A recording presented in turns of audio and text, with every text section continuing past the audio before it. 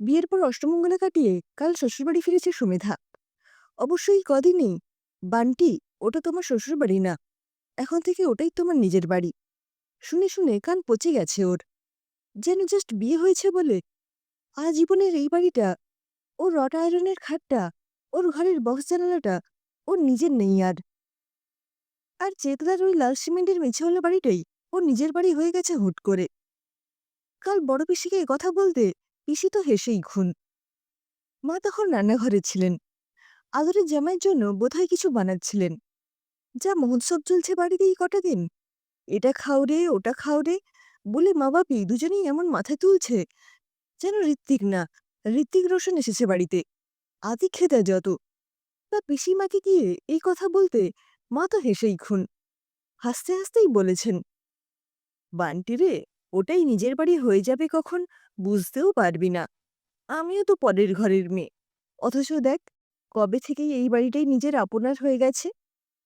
পিসি আবার এক কাঠি এগিয়ে বলেছেন, তোর কপাল বড্ড ভালো রে বান্টি, শাশুড়ি নেই, মাথার ওপর শুধু আপন ভোলা শ্বশুরমশাই, আর জামাই একমাত্র ছেলে, তোকেই তো সব দেখে শুনে রাখতে হবে। মা ময়দা মাখছিলেন তখন, বলে উঠলেন, আর দিদি, ও শ্বশুরমশাই বলেছিলেন না, বাড়িতে মহিলা কেউ না থাকলে তেমন লক্ষ্মীশ্রী থাকে না। না রে বান্টি, মন দিয়ে সংসারটা কর, হাল তোকেই ধরতে হবে। আর এই কদিনই তো ছুটি, ঘুরে টুরে আসার পরই তো অফিস জয়েন করে যাবি। তারপরেও কিন্তু খেয়াল রাখতে হবে, আগের মতো খামখেয়ালি থাকলে চলবে না, ওখানে কিন্তু মা নেই। এই কথার মাঝেই মাসিমণি বলে উঠল, আর একটু ঘুরে টুরে নিয়ে নিজেই মা হবার প্ল্যান করে ফেল, দেখবি ওই বাড়িটাকেই আসল বাড়ি মনে হতে শুরু করবে, এখানে আসতে ইচ্ছেই করবে না। মা আর পিসির কথা তবু ঠিক ছিল, মাসিমণির কথা শুনেই মেজাজ গেল বিগড়ে। এই শুরু হলো। আগে ছিল, বিয়ে কর বান্টি, বৌদি, বান্টির বিয়ে কবে খাবো। আর এখন নতুন টপিক শুরু হবে, বিরক্তিকর। তাই ও বেশ ঝাঁঝিয়ে মাসিমণিকে বলেছিল, মাসিমণি দাঁড়াও, এই তো সবে বিয়ে খেলে, এখনই অন্নপ্রাশনে তাড়া কেন। সেদিক দিয়ে চিত্রার বাড়ি এসে ভালোই লাগছে। এখানে লোক বলতে শুধু শ্বশুরমশাই, আর সারাদিনের কাজের জন্য একজন মাসি আছেন, মিনতি মাসি।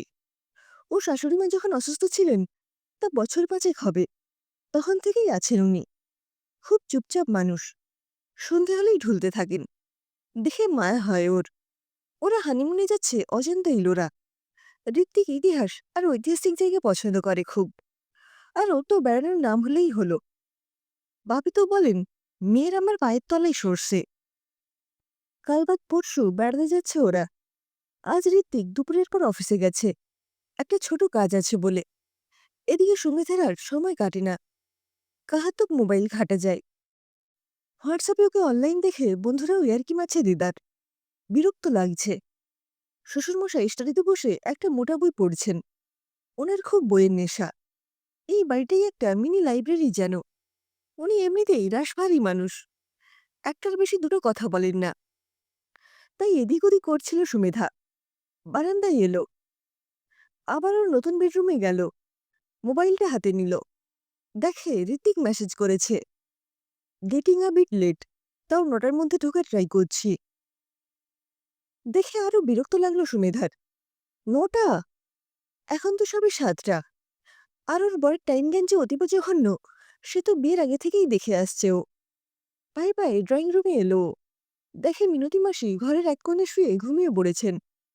উনি অবশ্য অনেক ভোরে ওঠেন, জেগে থাকলে না হয় একটু গল্প করা যেত। এখন কি করা যায় ভাবতে ভাবতেই মাথায় একটা বুদ্ধি খেলে গেল। রান্না করলে কেমন হয়?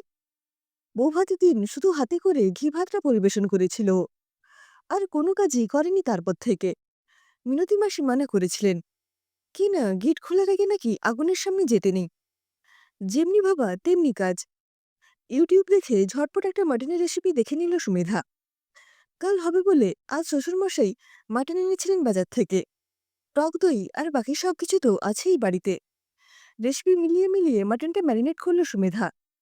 তারপর যেমনি যেমনি বলেছিল ইউটিউবে, তেমন করে রান্না চাপালো। সেই গন্ধে মাসি উঠে পড়েছিলেন।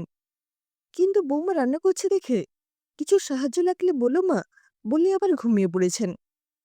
সবে ৩টে না ৪টে সিটি পড়েছে। ঋত্বিক এসে গেল, আর ও চলে গেল বেডরুমে। বরাবর দেখেছে পাপি অফিস থেকে এলে মা জল দিতেন, গরমকালে গ্লুকন্ডি। আজ শুধু জল দিতেই ঋত্বিক বেশ অবাক হয়ে তাকালো। তারপর গালটা টিপে দিয়ে বলল, বাবা, আমার বউটা কি মিষ্টি। তার সব ক্রিয়ারই প্রতিক্রিয়া থাকে। সেই প্রতিক্রিয়া মেটাতে মেটাতে একটা পোড়া পোড়া গন্ধ ডাকে এলো। এই রে বলে ছুটলা গেল সুমেধা। তাড়াতাড়ি গ্যাস অফ করে প্রেসার কুকার নামালো। যাক বাবা, খুব একটা গন্ডগোল হয়নি, নইলে প্রথম দিন রান্না করেই দুর্ঘটনা ঘটলে হয়ে যেত আর কি। সুমেধা, আমাকে ওষুধ খেতে হবে, আমাকে খেতে দিয়ে দাও।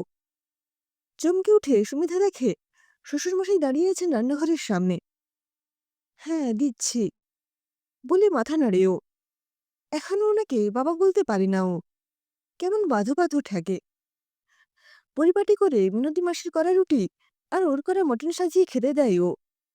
মাংসটা দেখতে বেশ লাল লাল হয়েছে, কি ভালোই না লাগছে দেখতে। একটা ছবি তুললে হতো, ফেসবুকে দেওয়া যেত। এটা ভাবলেও লজ্জা লাগে সুমেধার। ধুত, বিয়ের ভালো ভালো ছবিই আসেনি এখনো, আর সেসব না দিয়ে মটনের ছবি দিলে বন্ধুরা যা খিল্লি করবে না। হঠাৎ কি মনে পড়ায় খাবার ঘরে এলো। আর কিছু দেব শ্বশুরমশাইকে জিজ্ঞেস করে। না না বলেন উনি। তারপর উঠে পড়েন। এবার ওরা খাবে। পরিপাটি করে ঋত্বিকের থালা সাজায় ও। ঋত্বিক রাতে ভাতই খাবে। ভাত, মাংস, পেঁয়াজ, কাঁচা লঙ্কা, লেবু সাজিয়ে বরকে ডাকে। আরে বাস, তুমি রান্না করেছ? ইয়েস স্যার, খেয়ে বলো কেমন হয়েছে। হাসি হাসি মুখে বলে ও। ভালোই হয়েছে। তোমার শাশুড়ি মায়ের একটা কথা মনে পড়ে গেল, বলে উঠলেন শ্বশুরমশাই। এত বড় কমপ্লিমেন্ট! গদগদ হয়ে হেসে বরের দিকে তাকায় ও। কিন্তু ঋত্বিক কেমন করে একটা তাকিয়েছে ওর দিকে। তারপরে কেমন একটা হনুমানের মতো লাফ দিয়ে সোজা বাথরুমে চলে গেল। সন্দেহ হলো সুমেধার। ঋত্বিকের বাটি থেকে এক টুকরো মাংস নিয়ে মুখে দিল ও। আর সাথে সাথেই ব্রহ্মতালু অব্দি যেন জ্বলে গেল ওর। মারাত্মক ঝাল, এই জন্যই অত লাল লাগছিল। সাথে পোড়া পোড়াও লাগছে। খুব লজ্জা লাগছিল ওর। ইস, ওর প্রথম রান্না, এভাবে বানচাল হয়ে গেল। এত দামি মাংস। কিন্তু তারপরেই খুব রাগ হলো ওর। উনি যে বললেন ভালো হয়েছে, শাশুড়ির মতো হয়েছে, তার মানে উনি সার্কাস্টিক হচ্ছিলেন। ভেবেই মাথাটা গরম হলো ওর আরো। দুমদুম করে স্টাডি রুমে গেল ও। বাবা, তুমি কেন ঠাট্টা করলে আমার সাথে? কেন বললে শাশুড়ি মায়ের মতো হয়েছে রান্নাটা? আমি পারি না রান্না করতে। আজ নেট দেখে দেখে করলাম, সব মাংসটা নষ্ট করলাম। খুব খারাপ লাগছে আমার। কিন্তু বেশি খারাপ লাগছে তুমি এভাবে টিজ করলে বলে। অভিমানী গলায় বলল সুমেধা। দুই চোখে টসটস করছে জল। এক মুহূর্ত তাকিয়ে রইলেন বাবা ওর দিকে।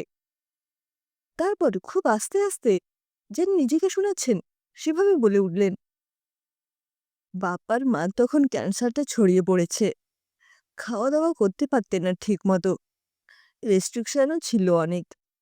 একদিন মাংস রান্না করেছিলেন একা একা, আমাদের কাউকে না বলে, খুব কষে ঝাল দিয়ে, অনেকটা তোমার আজকের রান্নার মতোই। সেই শেষ রান্নাঘরে ঢুকেছিলেন। তারপরই তো। কথাটা শেষ না করেই একটা দীর্ঘশ্বাস ফেললেন উনি। আর চোখে আটকে রাখা জলটা প্রপাত হয়ে বেরিয়ে এলো সুমেধার।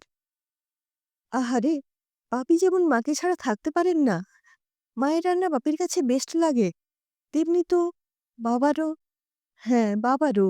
বাবাও মাকে মিস করেন। তাই কি এত চুপচাপ মানুষটা? ছুটে বাবার কাছে চলে যায় সুমেধা। হাতটা ধরে বলে, আই এম সরি বাবা। ওর মাথায় হাত রাখেন বাবা। তারপর বলেন, পাগলি মেয়ে একটা। তারপর পেছনে দাঁড়ানো ছেলেকে বলেন, বাপ্পা, বান্টিকে নিয়ে যা, আর খেয়ে নে। এমন কিছু ঝাল হয়নি যে খেতে পারবি না। বাবা, বান্টি। দুজনের মুখে নতুন ডাক শুনে একটু হাসে ঋত্বিক। বুকটা আনন্দে ভরে যাচ্ছে ওর। একজন স্নেহময় মানুষের সাথে একজন ছেলে মানুষিত ভরা মানুষকে মিলিয়ে দেবার কি অপার প্রশান্তি।